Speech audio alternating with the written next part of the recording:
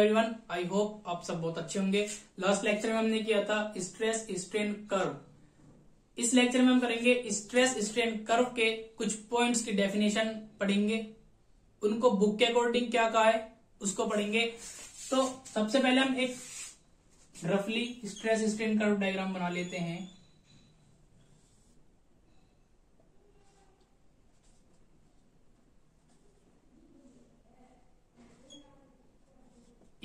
ठीक है, यहां पर हमारा स्ट्रेन लिया था हमने और इस पर लिया था हमने स्ट्रेस। अब सबसे पहला पॉइंट जो है हमारा क्या था, ए पॉइंट था कि कौन सा पॉइंट, ए पॉइंट हमारा वो था लिमिट ऑफ प्रोपोर्शनैलिटी। अगर आपने स्ट्रेस स्ट्रेन कर्व की वीडियो नहीं देखी है तो डिस्क्रिप्शन में लिंक है, आप वहां से देख सकते हैं। तो ए पॉइंट था हमारा लिमिट ऑफ प्रोपोर्शनैलिटी या प्रोपोर्शनैलिटी लिमिट, प्रोपोर्शनैलिटी लिमिट।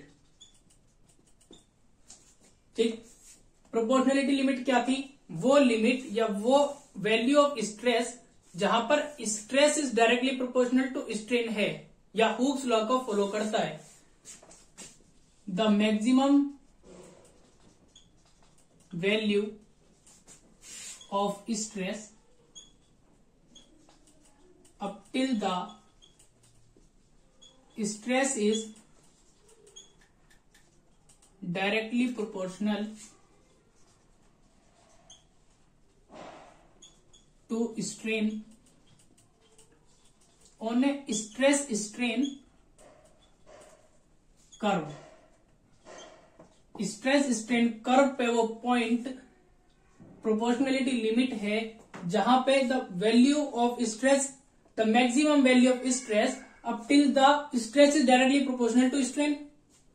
उसके बाद इलास्टिक लिमिट तो है लेकिन स्ट्रेस डायरेक्टली प्रोपोर्शनल स्ट्रेन नहीं है। सेकंड पॉइंट है हमारा बी, इलास्टिक लिमिट, या इस पॉइंट को हम यील्ड पॉइंट कहते हैं। सबसे पहले देख लेते हैं elastic limit.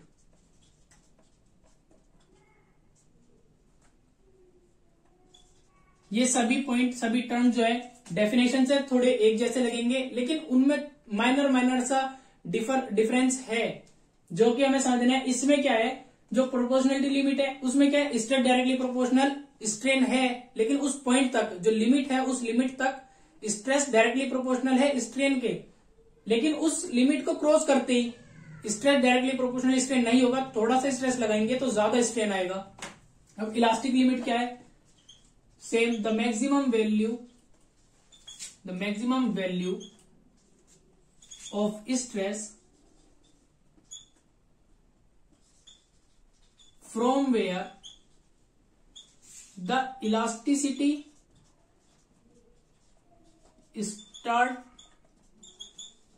Turn into plasticity. क्या था, बी पॉइंट है ये हमारा, जो इसके अकॉर्डिंग हम देखें तो ये हमारा बी पॉइंट है, ये हमारा ए पॉइंट है। ठीक है, यहां पर क्या है, बी पॉइंट पे इलास्टिसिटी तो है लेकिन बी पॉइंट के बाद क्या होगा, इलास्टिसिटी खत्म हो जाएगी।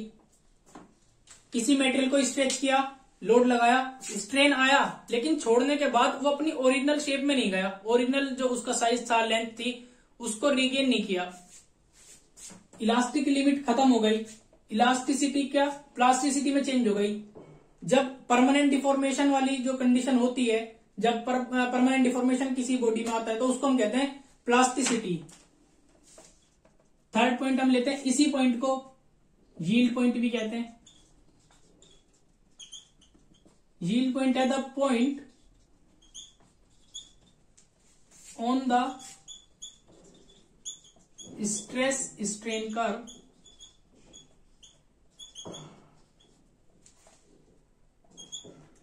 स्ट्रेस स्ट्रेन कर्व पे वो पॉइंट फ्रॉम वेयर, नहीं, विच डेनोट्स या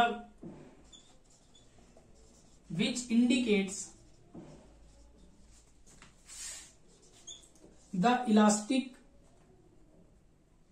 लिमिट ऑफ इलास्टिक बिहेवियर।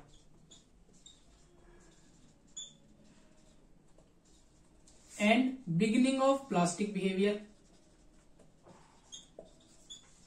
इसमें आप कंफ्यूज मत होइएगा, जो इलास्टिक लिमिट है और यील्ड पॉइंट है सेम चीज है, बस यहां पर हमने बताया इलास्टिक लिमिट होती क्या है, और यहां पे हमने बताया जो पॉइंट है ये हमारा बी पॉइंट वो क्या है, इलास्टिक लिमिट क्या है कि वो मैक्सिमम वैल्यू ऑफ स्ट्रेस, जहां से जो अगर उसके बाद थोड़ा सा स्ट्रेस लगाया, एक यूनिट भी स्ट्रेस हमने लगाया, तो क्या होगा, इलास्टिसिटी प्लास्टिसिटी में कन्वर्ट हो जाएगी। और पॉइंट क्या है, यील्ड पॉइंट, वो पॉइंट जो इंडिकेट करता है स्ट्रेस स्ट्रेन कर्व पे, यानी बी पॉइंट क्या इंडिकेट कर रहा है, यहां पे इलास्टिक बिहेवियर खत्म, प्लास्टिक बिहेवियर स्टार्ट, कि indicates the limit of elastic behaviour, ये लिमिट है इलास्टिक बिहेवियर की, इसके बाद इलास्टिक लिमिट नहीं होगी, इलास्टिक बिहेवियर नहीं होगा मटेरियल का। कौन सा जाएगा, beginning of plastic behaviour, plastic behaviour का शुरुआत हो जाएगी, यहां से क्या होगा, प्लास्टिक बिहेवियर शुरू हो जाएगा। फोर्थ है हमारे पास, फोर्थ टर्म जो है वो अल्टीमेट स्ट्रेंथ है। अल्टीमेट स्ट्रेंथ क्या है, वो मैक्सिमम वैल्यू स्ट्रेस की कि एक मटेरियल कैन बियर, वो मटेरियल की एक मटेरियल उस स्ट्रेस के साथ विथस्टैंड कर सकता है जब वो लोड लग रहा है, बिफोर ब्रेकिंग, उसके टूटने से पहले तक, ठीक है। तो जो इस अल्टीमेट स्ट्रेंथ है ये डी पॉइंट है हमारा, यहां पे ब्रैकेट में कर रहा हूं, डी पॉइंट जो है हमारा इस पे, वो है the maximum value of stress a material can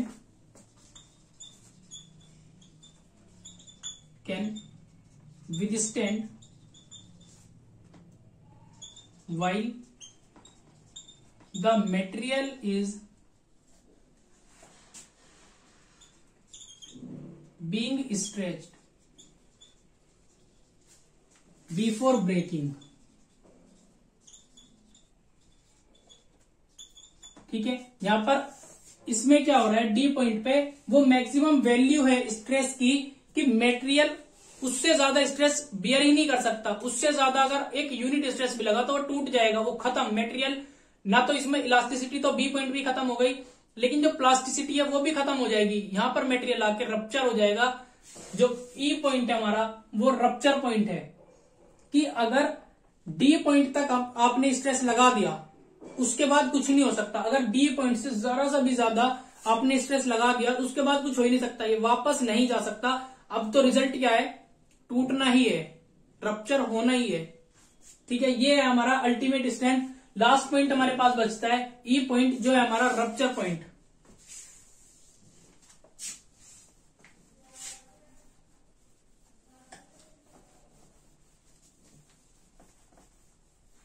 rupture point क्या है हमारा, रप्चर पॉइंट है वो पॉइंट जहां आने के बाद मटेरियल जो है वो ब्रेक डाउन हो जाता है, टूट जाता है, रप्चर हो जाता है, फ्रैक्चर हो जाता है।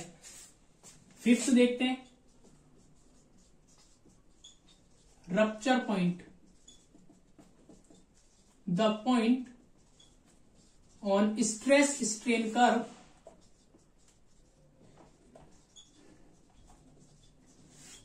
which indicates